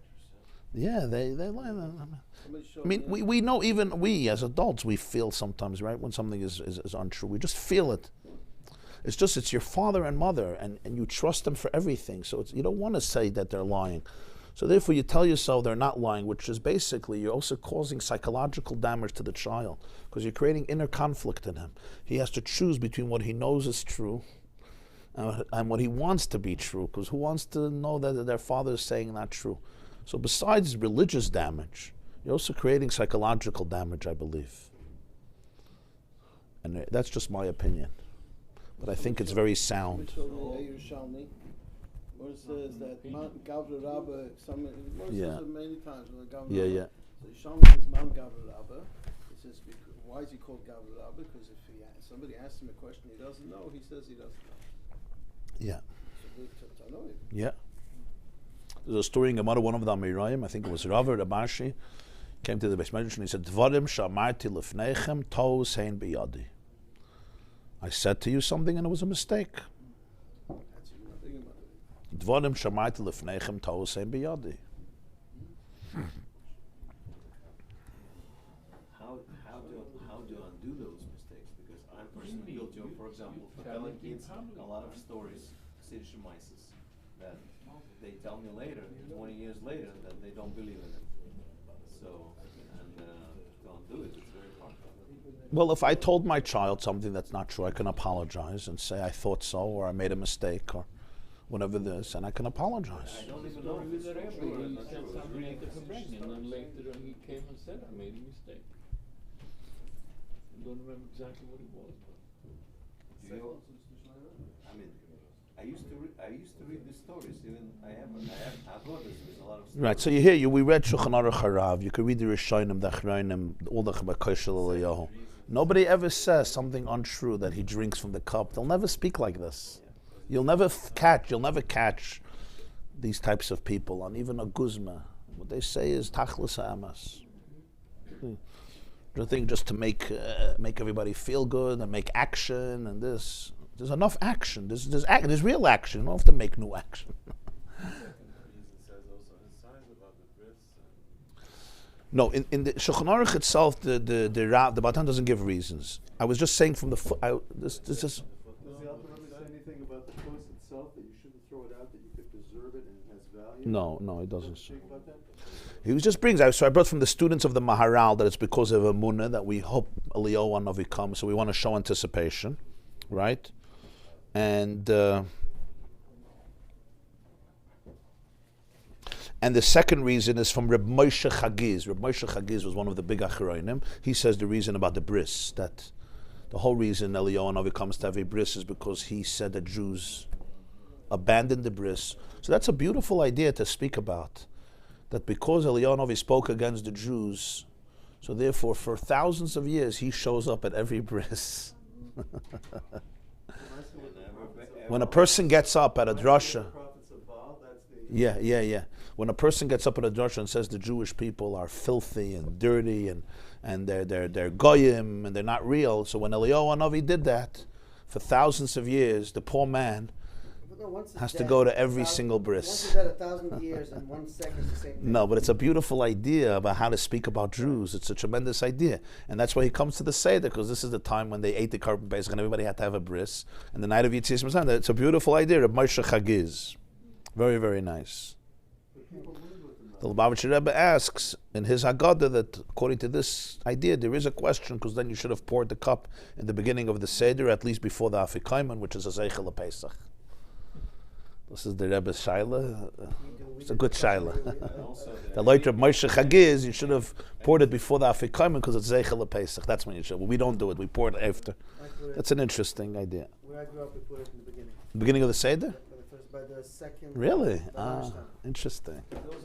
Rabbi Moshe Chagiz in the Sefer Birchas Eliyahu.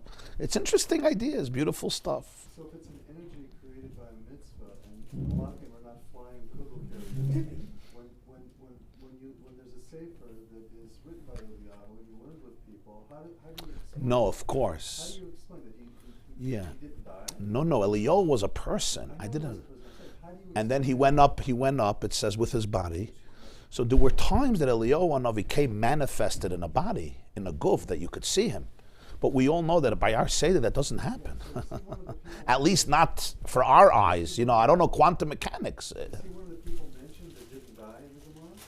Well, the pasuk says that he didn't. The pasuk says that he went up with his guf. So there was a different type of death, so to speak. Yeah. So there's a concept of Gili Eliyahu Hanavi in the guf. There's a concept of Gili Eliyahu Hanavi in the Shama, just like a certain energy, Ruach HaKodesh, Nevuah, a certain awareness. That's not what was Shemayim be when he's down. Right, yeah. Yeah, I'm not the expert on Gili Eliyahu. I never had Gili Eliyahu. I don't know what it is. Huh? It says Pinchas Eliyahu, yeah. But I know I could fill up a wagon with food and feed children. That I could do. And sometimes that's the deepest Eliyahu. You know, you have to know your Eliyahu Hanavi. You can't get somebody else's Eliyahu Hanavi. Seems to be what he asked earlier is that there's different roles for him. And Yeah. he Right. down here learning with someone, he could drink a cup. Yeah. If he's here spiritually, Yeah, he's not gonna yeah. drink it. Right. Depends on how you find the drink. Yeah, But yeah. I've always wondered about this process where he seems to be here and then he goes there. And where does he leave his? He's got a goof. He's got a part-time goof or something. I'm not making a joke. I'm asking that people that appear. Yeah, I'm saying, according to many of the sources here, it's not even that Eliyahu Hanavi comes. It's that we're waiting, we're anticipating, we're opening the door for him. Let's yeah, no, the bris means he does come spiritually. Yeah, so that's another interpretation. But I'm saying the other interpretations is that it's basically part of our emunah. And let's speak about it in healing. In healing doesn't come right away, but you have to open yourself up for it. You open yourself up for it, things happen. So we open the door for Eliyahu. It's also a very beautiful idea. You open the doors. You remove the barriers and the blockages. These are powerful ideas. We don't need to substitute these ideas with Also, it builds a sensitivity. Babamaisis. It's built a sensitivity. He stumbled because of us, because he told us that we don't keep the bris. So we actually help him to, in a way, to Come correct inside, it. look what's going on over Yeah, here. look. Oh, wow. Trying to correct, you know. Oh, I'm sorry. We're like an hour late. Okay. Your fault. Your fault. Higias man krish v'shel shachas. Tafasta? Tomorrow there's a shir, yeah. Tomorrow? Tomorrow is the last day before now? Pesach.